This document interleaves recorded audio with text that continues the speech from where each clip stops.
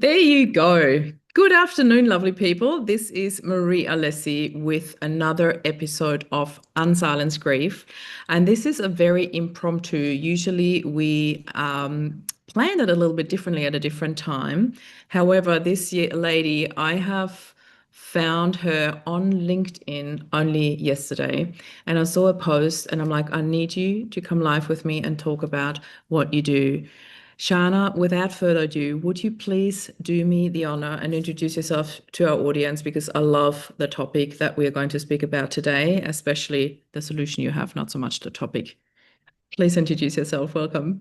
Yes, thank you so much for having me. And I loved your message yesterday, like your excitement to talk about this topic. And like you said, it is a very important topic. It's not a light topic. It is something that is quite heavy, but um I get excited when I can share it too because I know that this is going to be Yeah.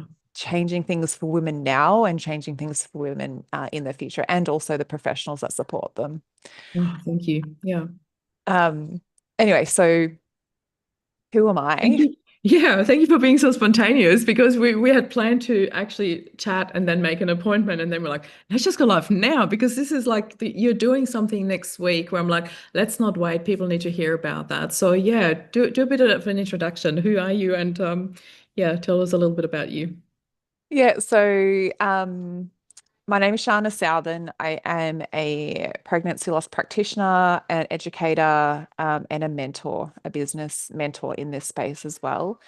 Um, my story began in 2017 when I had a missed miscarriage, the support that I wanted or I needed, that I didn't know I needed, but I was craving. My body was craving, and it was not available. Um, I had been trying to conceive for 5 years, and I had already sort of had this belief about myself that I was broken because everyone else in my family would just fall pregnant at the drop of a hat. And Mm. my mum used to tell me, I would kiss your father and I'd fall pregnant. So I was like, oh, well, it's going to be easy. Mm. Um, and it wasn't. And we went and saw a fertility specialist. We did all of the things short of IVF. Um, and the first pregnancy ended in a miscarriage. And I thought to myself, I was completely broken. Mm. And because everything was so silent, I thought I was the only woman that was going through this. Mm. Um, so we found out in the at my first ultrasound that there was no heartbeat. Um, How many weeks into it were you, if you don't mind me asking? uh, the baby had stopped growing at 7 weeks. Mhm. So it was an early loss. But I thought I had worked out. I never had a regular period. So I didn't know when I'd kind of missed my period Yeah. to fall pregnant. So I had worked out that what I thought was about 10 weeks, Mhm. that I thought I was about 10 weeks along, which kind of did work out in the sense of how my GP explained it was going to all sort of unfold after that. She said sometimes it can take, 2 to 3 weeks for your body to realize that the baby is no longer there and for your body to naturally start to miscarry. Mhm. So she said to me it would be like a heavy period and just to go home and my body would sort of just look after it, take care of it itself, and I would be okay. And like I said to you before, I thought, I'd had heavy periods in my life. So I'm like, I could do a heavy period. Like I can bear that. I've been in pain before with my periods, so that's okay. Yeah. Um, but it was far from what I was told was going to happen. I ended up bleeding profusely till the point of passing out. I was laying on the floor with my legs up in the air. I couldn't move. I pretty much I told my husband if he needed to go to the bathroom to use the one downstairs because I said I can't clean up in the bathroom anymore. And he was Googling how long it was going to last. And I ended up in tears because it was happening over a weekend. So I I took the medical advice like gospel. I thought, it's what she said is going to happen, and maybe my definition of heavy is not what I thought it was. Um, and my husband was, like I said, Googling, and he's like, it could last about 10 days. And I was like, I can't, I will die Yeah. if this lasts 10 days. Yeah. And I ended up ringing my mum with when I was laying on the floor with my legs up in the air, and I told her I was going to die. I said, I can't, no one can bleed like this and survive. And through, I think it would have been, I had a doctor's appointment on the Monday, and it must have been through Sunday night into Monday that I did not sleep.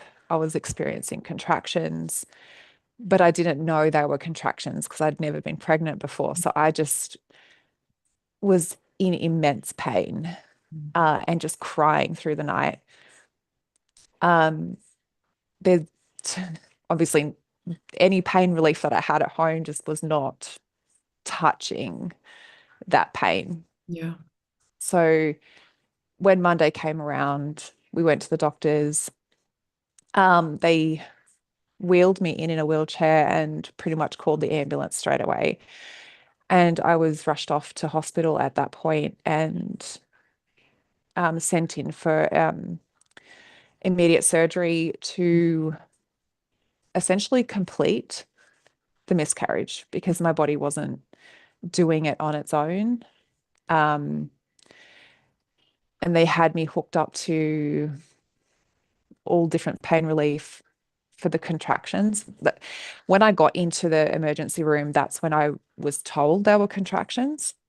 So up until that point, quite a few days had passed, and I didn't know what was actually happening. And the doctor said to me, 1 in 4 pregnancies end in loss. He goes, it's pretty common. And I was like, why do I feel like I'm the only one going through this? Yeah. Why is there not more knowledge, more awareness, more support available? I And felt people like, just ask, like the entire weekend when you were going through these with like really intense bleeding, did you not once think I should go to the hospital with this? yeah, it's so bizarre that it's almost like my rational thinking was just not there. And I think what I kept telling myself was it was normal Mm. because she said it would be heavy bleeding, Yeah. but then I thought I was over exaggerating. Mm. I was like, no, if I take myself, they're just going to say this is normal.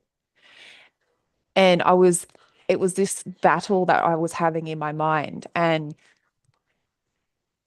it had been asked to me, like when I got to the hospital, I said, why didn't you call sooner? And I said, I didn't know. Mm. I would just kept telling myself that maybe this is normal. Yeah. There was nothing said to me. I feel like maybe for me anyway, I'm usually a very like I'm not usually that like sort of blasé type person. I usually am very, factual, and I think things through, but I just felt like that was completely out of my scope, out of my control, and I was emotional, and I just felt like my whole normal way of thinking, of rationalizing what was happening was just gone. Yeah. And also because what you said before, until they said that to you, it happens to 1 in 4 women. you really felt like you're the only one this is happening to in that moment. And because it is something that is not so openly talked about, I feel like it is getting a little bit better now, but there is really, when you know the statistics, and then I was out with a friend the other day and she opened up about it, and I thought, wow, I had no idea. How long have we known each other? And you never mentioned it. And I feel there's almost like some stigma or shame attached to Mm. it for Yeah. really no reason, because it's almost like, oh, my body is not functioning perfectly, or I'm not a perfect woman because this happened to me. And there's this stigma attached to it where I'm like, oh my God, you're already dealing with so much, and now you're trying to find the mistake or what's wrong with you. And until somebody tells you the statistics, you really don't know. You have no Mm. idea. And you really feel like this is, I don't even want to say this is the worst thing ever. It feels like it is the worst thing that's happening to you because you're right in it and nobody supports you through this and nobody tells you. And even if it is statistic, it doesn't mean that it makes it any easier for you going through that without any Mm. support. So that is, I can't even imagine what you must have gone through in that bathroom those 2 days. Yeah. I feel like for me, if my doctor had have said to me at the time, not just that it would be like a heavy period, like this is maybe best case scenario, Mhm. worst case scenario. Yeah. If this happens, if you feel like you're experiencing contractions, if you feel like you're experiencing excessive bleeding, seek medical attention, call the ambulance. And because it's not anything that you are ever prepared for, you Mm. just feel like you are so like a fish out of water. Mm. Um, that you question everything that comes up, everything that's happening to you. Um, and it wasn't until I saw a therapist on the other side because Mm. I knew I knew I needed help. I knew I needed support mentally. Um, and I couldn't physically talk. I couldn't I couldn't get out what I wanted to say. I had written everything out. Mm. And I just sat in the chair and I gave her the paper. And Yeah. she looked at me and she said, Sharna, this is trauma. And I was like, right.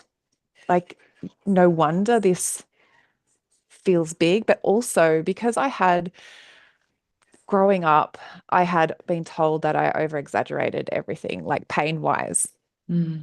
So I downplayed it myself because I was like, I don't want to over exaggerate it. I don't want to come off as the person that needed support over something that was seemingly so small. Yeah.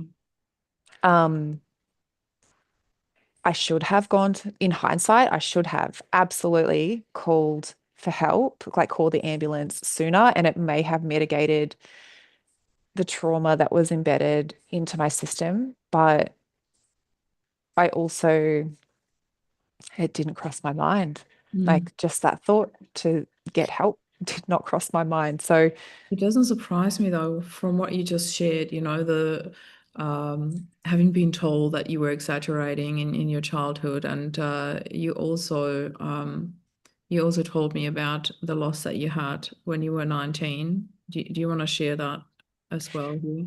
yeah, so when I was 19, my dad died. So he was pretty much living on borrowed time our Mm. whole entire life. He had his first open heart surgery mum, when mum was pregnant with me. Mhm. And so he was 29 and he had his second open heart when I was 1. And I think he went on to have about 7, I think, open heart surgeries. And he died when he was 49. Mm. So a very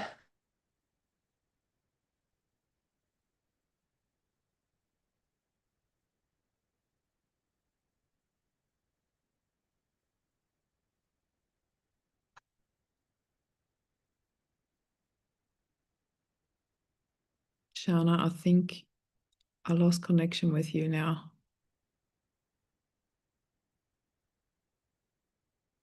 Hmm.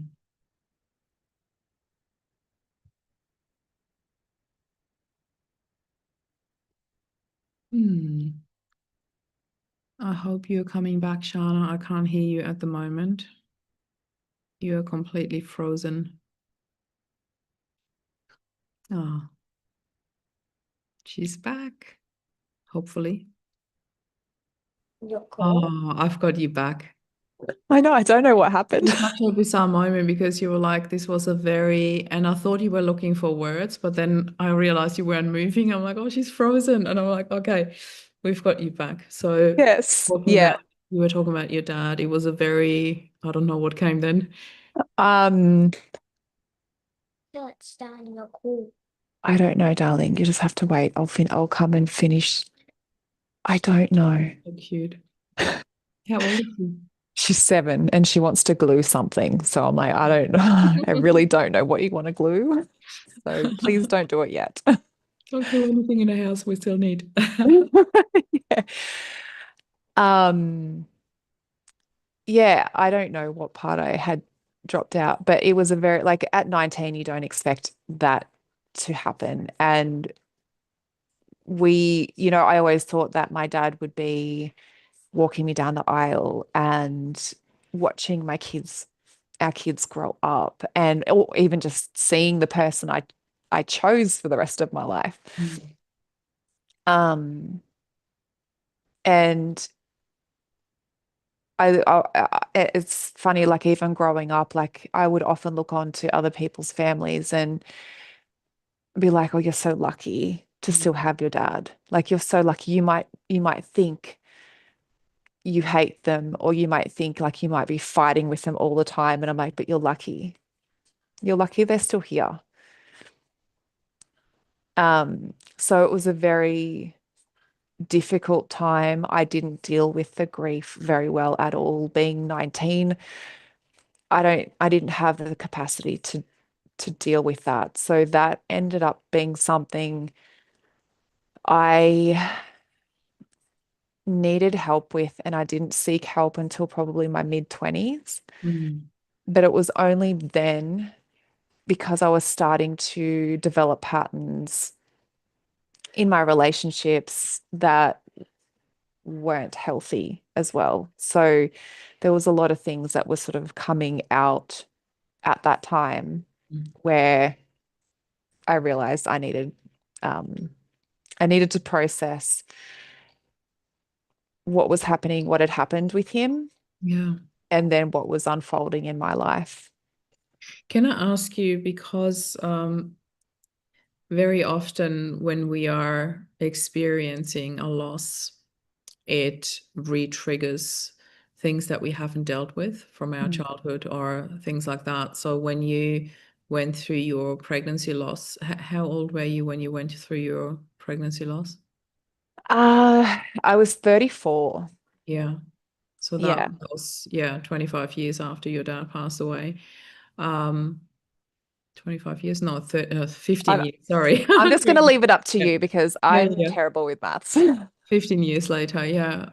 So was it at that stage that the loss of your dad and everything that you hadn't looked at came back and you then had to deal with the whole accumulated trauma?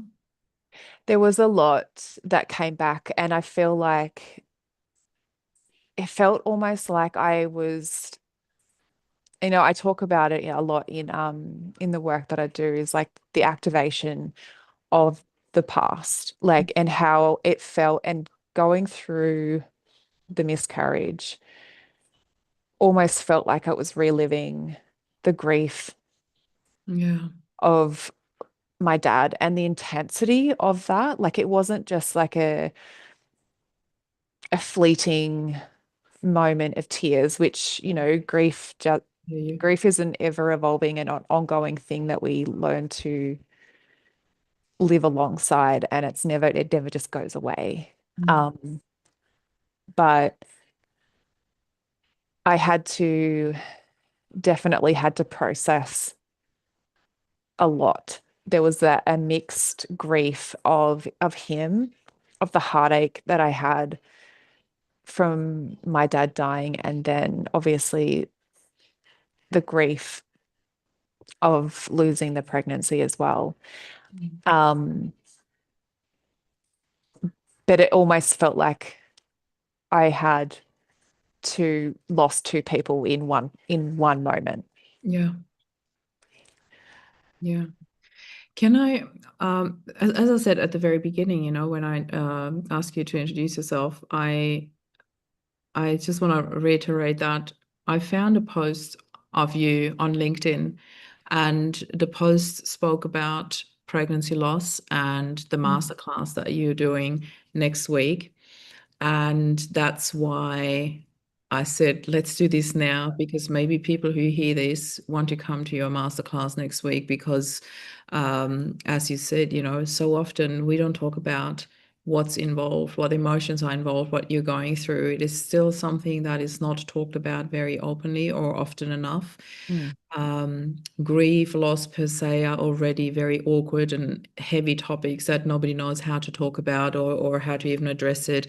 As soon as you mention loss, the energy in the room drops. And these are the things that I really feel need to be addressed. And that's why you put this masterclass together. And that's why I reached out to you and said, I think you would be so perfect for the podcast, Unsilence Grief, because this is where we talk about all these things that need to be said, that need to be openly spoken about, discussed, given words to, and I feel a bit bad because I literally dropped you into this. Let's do this live now. There was no preparation for you, so I'm literally putting you on the spot with all of this, and I really love that you said yes, and let's just do it because you are such an advocate in that. You are such an advocate in the space of pregnancy loss, and I would really like for you to give us a bit of a preview what people can expect in the masterclass and in the work that you do, because it is so needed. So yeah, share a little bit about what's happening. What can people expect when they come into a masterclass next Wednesday? What can they expect? A lot. Mhm. I literally I don't gatekeep. So everything that is literally on my mind that I want to share, I share. I say that my masterclasses, this one I've actually extended because I usually underestimate the time. I say, oh, it's going to be an hour, and it ends up being 2 hours. And I'm like, holy crap, like because I pack so much information in there. This one, I actually did get registered through CPD. So you can walk away from this masterclass and use it towards your professional growth. Mhm. My other masterclasses, they're incredible. But this one, I was just like, okay, I had one person reach out to me that had registered, and she's like, can this go towards my professional development? And I'm like, it absolutely can. Yeah. Um, so the masterclass that I have coming up is on the 13th of August, and what it's called the missing piece. Mm. It's essentially it's what I see time and time again coming through either my students' lives that come to me into the certification or women that I talk to, is the support that they received and what was missing. Mm. So I dive into the gaps that I see, whether it's in just general conversations with about grief, whether it's from the medical system. I believe there is a way that pregnancy loss has to be treated and viewed Mm. that is missing. Yeah.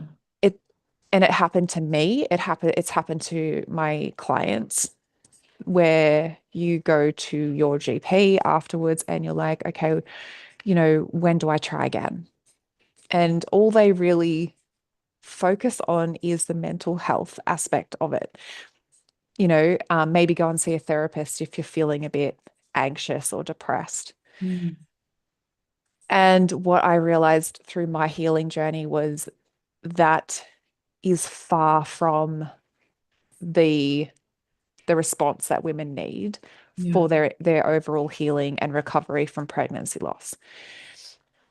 Um, it needs to be viewed in a holistic way.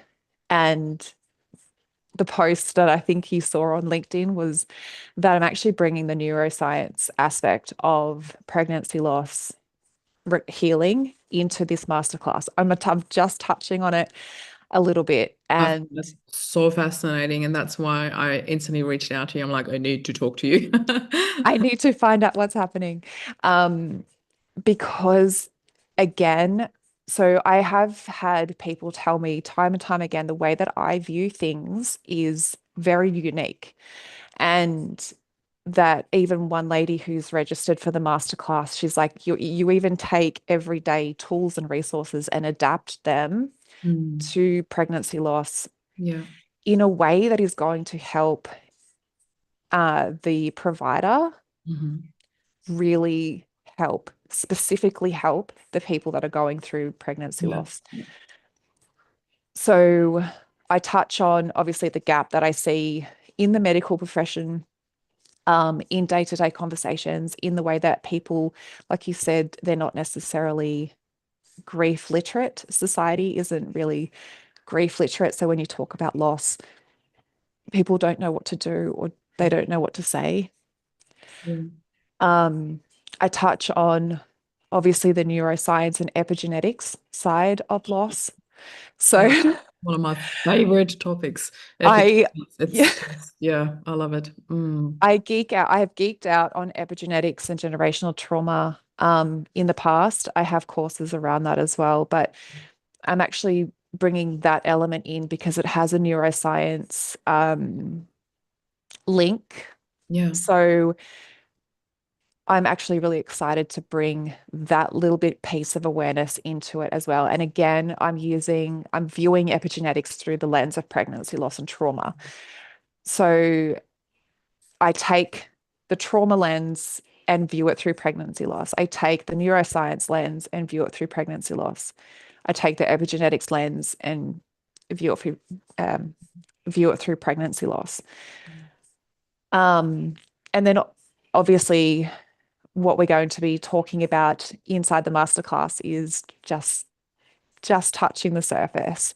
yeah, Um, inside my certification is where we dive deeper into all of that, and I am bringing a new pillar inside the certification, which is going to be the neuroscience and epigenetics side of it. I did have a separate course for that, but I'm actually going to be bringing it in as a bonus pillar in there. So amazing. um, the certification is a 6-month certification. Again, it's CPD registered, so it is going to go towards your growth. You do get a certificate of attainment at the end. Um, and you can call yourself a pregnancy loss specialist. Like we can call yourself anything, but on the other side of that, you will know how to truly support a woman through pregnancy loss on a holistic level from her body, Hmm. um, a body approach. You will know her emotions. You will know her thought processes. You will know the sensations that she's feeling in her body Yeah. because I designed it and I Mm, designed it through my healing. mm, So you may not have experienced pregnancy loss yourself, but going through the course, you will have a really deep understanding of how that actually all is presenting for her in her life. It's not typical grief. yeah. So normal grief um, support models don't come near how she actually needs to be supported through her healing. And can I ask you, because that's the one thing that came out for me when you just shared that, uh, is that something that partners of the person who has experienced a pregnancy loss could do as well to support her better and understand her better on the path? Is that recommended? Yeah, absolutely. So what I've also created, so I obviously have the 6-month certification, obviously for people who want to go through and learn how to be that support. But if it is someone that's just wanting to come through and understand the foundations of how to potentially support their partner, I have sort of like a breakout program from the certification. It's just called Healing Foundations. Mhm. So it is a program that a partner could come through, or if it or a lost mum, just to even understand herself better Yeah. or support herself better because maybe therapy hasn't been working. Yeah. So I have that as a breakout program. So it does still use the exact same pillars that I have inside the certification, Mhm. but just not that you become certified at Yeah. the end. Yeah. It's just purely for your understanding, purely for or like a Yeah. client, a partner, or a mom or a dad to understand that. Yeah. Wow. I'm just mind blown. This is really not just amazing, but so needed, really needed. And that's what really drew me to your post. And I love um, that we have this connection now because like yesterday I didn't even know who you were, and now we're sitting here sharing about something so deeply personal and so beautiful in terms of what you offer, the support that you offer, the programs that you offer to support people in this through this and help other people support others. So you know that ripple effect that you create through that is just really phenomenal and beautiful.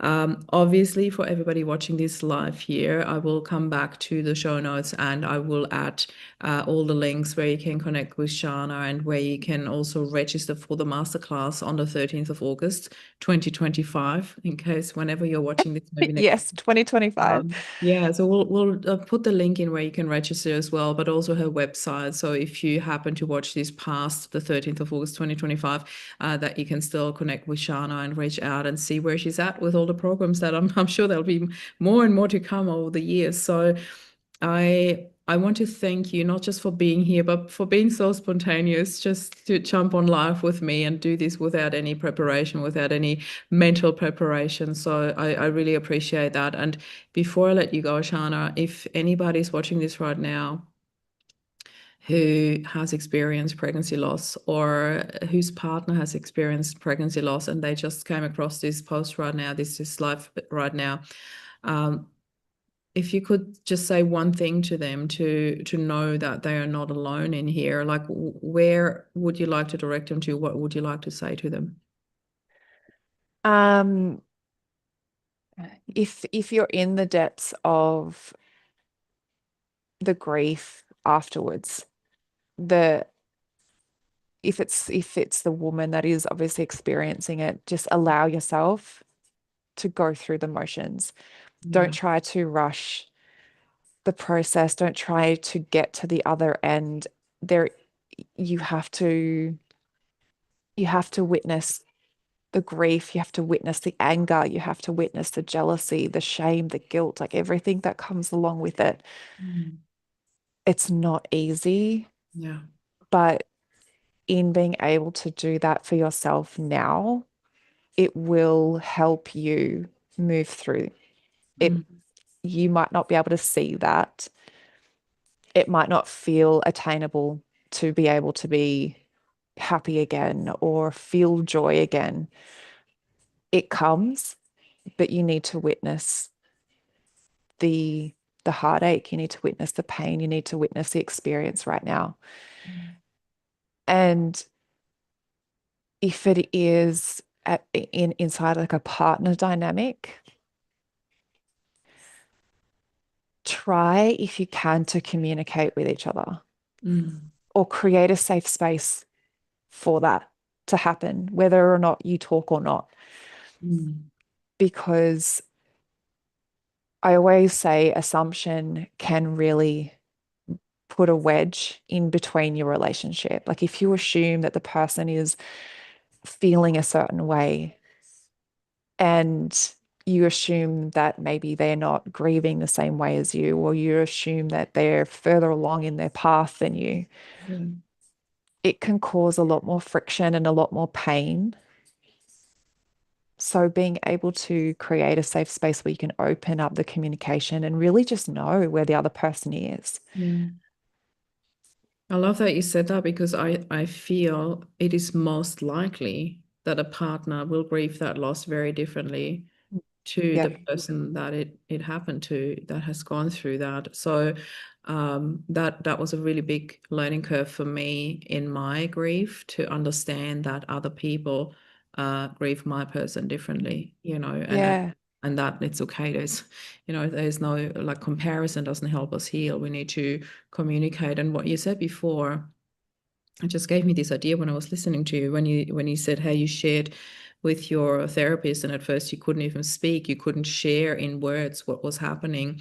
You actually wrote it down and brought it to her. And I think that might be a really, really beautiful idea between partners when they don't know how to communicate it, to maybe start writing notes to each other and allow each other the space to sit with that note without the need to have to respond straight away, to process that information and sit with that, and then maybe start asking questions. Maybe that is a really beautiful way of doing that in Mm. terms of writing to each other. And I have heard this method very often, that you use one journal that you then pass back and forth. And that is really beautiful too. Yeah. But anyway, that's just an idea.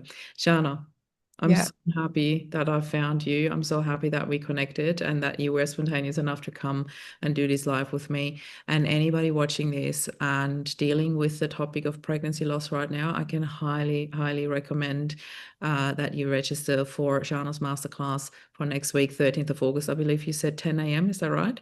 9:30 Australian Eastern 9:30, sorry, Standard. Yeah. Australian Eastern Standard Time. That's Sydney time. So anybody who wants to look that up, please come and join.